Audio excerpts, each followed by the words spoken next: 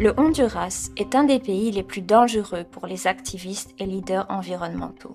L'industrie extractive, souvent appuyée par le gouvernement en place, viole les droits des communautés locales affectées par ces projets et menace celles et ceux qui élèvent leur voix pour la justice.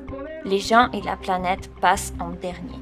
Victor Vázquez, leader environnemental et défenseur de droits humains de la communauté autochtone Lenca de La Paz, est arbitrairement détenu depuis décembre 2020.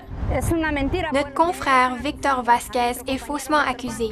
Il n'a fait que donner son appui à un conseil autochtone de la Nueva Esperanza. Nous nous désolons de constater qu'au Honduras, il est possible d'accuser des personnes sans justification légale. Acusando cosas que no están dentro de la ley, pues. Le second procès de Victor s'est tenu à Comayagua en mai 2021. Sa communauté était présente pour l'appuyer. Va a entrar hoy en la audiencia Víctor Vázquez.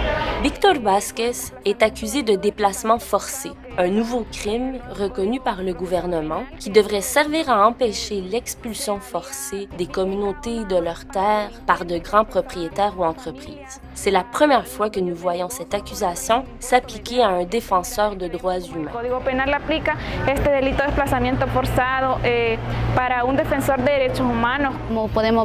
On constate que les lois au Honduras criminalisent les personnes innocentes plutôt que les personnes qui les enfreignent. C'est inquiétant de voir que de défendre notre territoire autochtone au Honduras est un crime. Nous exigeons que Victor reçoive justice et soit acquitté, car il ne fait que défendre la terre-mère.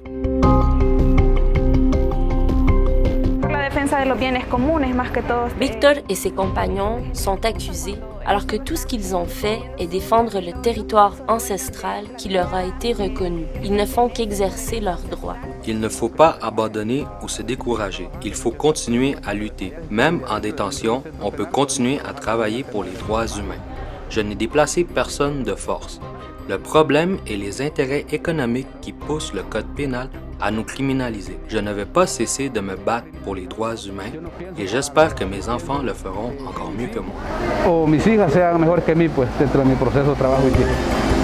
Alors que la demande de ressources naturelles ne cesse de croître, ayant des répercussions sur les communautés autochtones du monde entier, comme celle de Victor, pensons aux paroles du pape François. Le droit de certains à la liberté d'entreprise ou de marché ne peut se trouver au-dessus des droits des peuples et de la dignité des pauvres, pas plus qu'au-dessus du respect de l'environnement.